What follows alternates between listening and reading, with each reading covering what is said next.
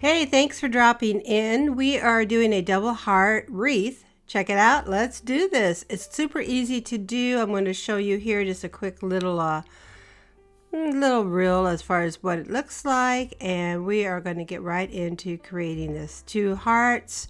Doesn't matter what color they are. That's how come I chose to do the purple and the pink. I'm just kind of being silly here, but I wanted to show you the end results. So if you have 2 different color hearts or whatever, it doesn't matter, because by the time it gets all said and done, it's gonna all blend together and look great.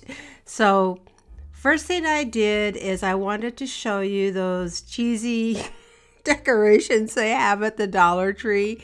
You can turn them into something fun and creative for the holidays. So for next to nothing, you can make some beautiful decorations.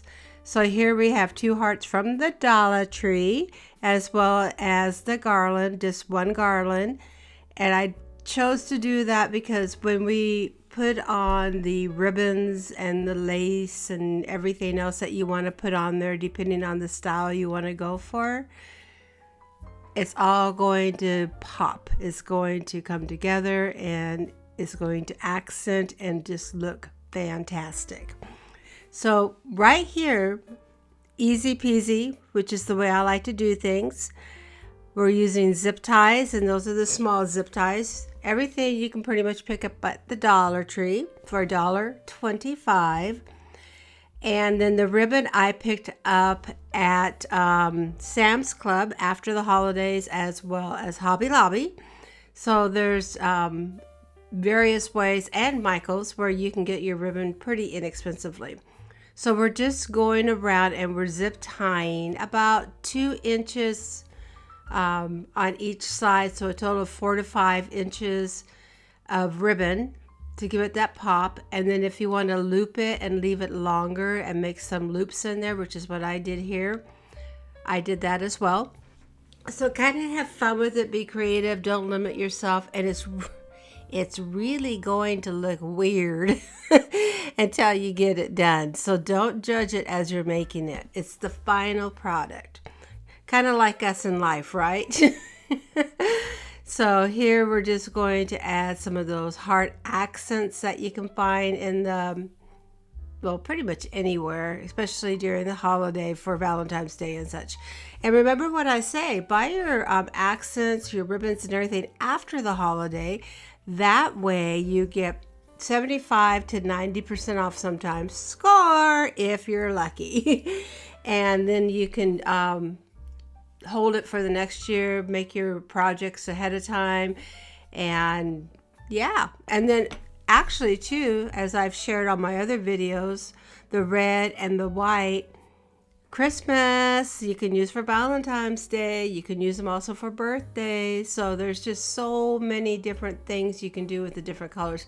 So as you're looking at shopping after the holiday clearance and such, kind of keep in mind the upcoming holidays and even birthdays, what you can use those materials for. If you're enjoying this video, kind of kept it easy peasy this time around, just kind of walking you through it.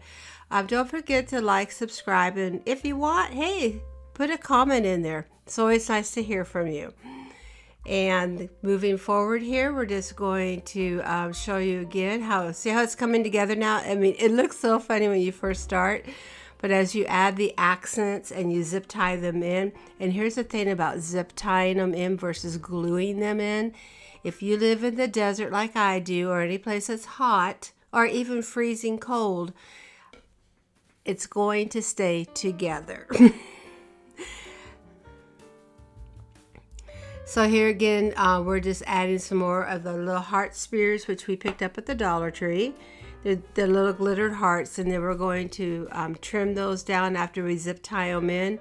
And then what I'll do is I'll put like a little accent on top of that, or a little bow, whatever you're feeling. This is just giving you the ideal for you can get the technique down. Just a reminder as well, seeing how we're just chilling and talking this through, I do have a couple other channels. I have my little, if you're into puppies and dogs and things like that, we picked up a little guy this year. He was actually gifted to us rehomed, and we yeah, we fell in love with him. He's a little Aussie doodle. So we have a little channel for him that I'm just kind of uploading our videos for. We have them for our memories, and then I'm sharing them with everybody else.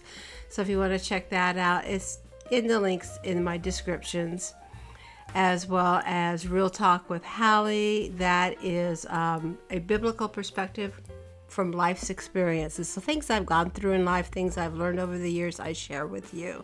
And that's Real Talk with Hallie Jolitz.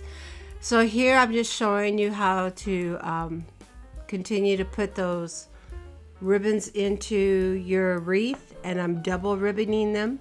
Double ribboning, is that, if that's a word? But just filling that ribbon up with all kinds of different, filling the wreaths up with all kinds of different ribbons, and letting that garland that I wrapped around pop and come through as well. Now I had this wreath on my front door this past Valentines, and we lived where it's super hot, super windy, and it weathered just fine. It did great. Didn't fall apart. The wind didn't break it apart. So it is very durable when you do use your zip ties and such.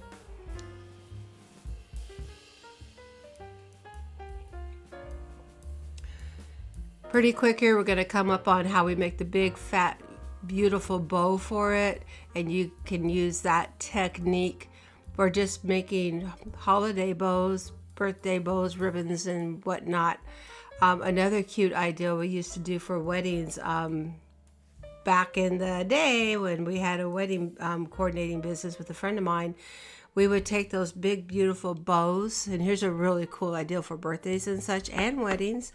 We would make them, and then we would run the balloons up through it, and the helium, and then so they would be floating above the tabletops, and they were centerpieces. So we would use those. Maybe sometimes we would put some foliage around it, or some flowers, or whatever, or even some votives. They'd look so cool. So that's another thing you could do with those bows if you do have a festivity coming up, a special event, or anything like that.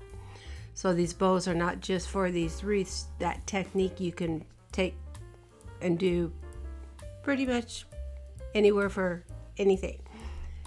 So getting back to what we're doing here, we are just going through now, and oh yeah, here's my other thing. Don't forget to like, comment, share, and subscribe.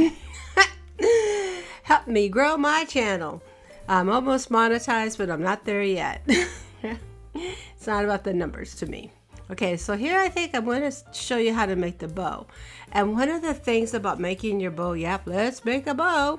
One of the things about making bows is when you're using ribbon, you either want to wrap it, swirl around and around, or back and forth, back and forth. Look at the pattern on your ribbon, because some ribbons, one side looks different than the other. So you want to keep that in mind for when you are twisting and popping and fluffing them out, that beautiful side that you want to show off is what's going to twist and pop and fluff.